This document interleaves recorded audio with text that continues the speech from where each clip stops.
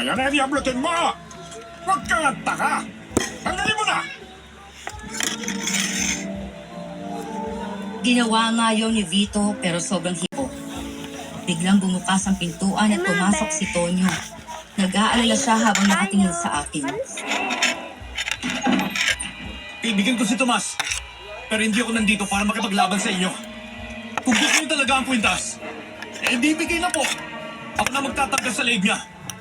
Paano naman kami makakasiguro na ibibigay mo yan kapag nakuha mo na, ha?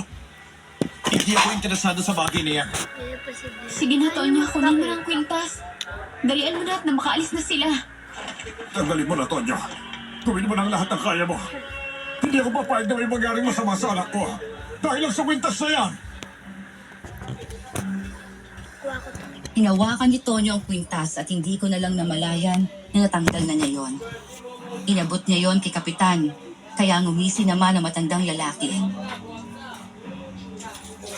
Ang lakas! Hawak na rin kita, kwintas! Akin na mapupunta ang lahat ng swerte mo! Nakuha niyo na po ang gusto niyo. Siguro naman, pwede niyo na pakawalan si Rina at umalis na rin kayo. Isuot na po yung kwintas. Sana nga talaga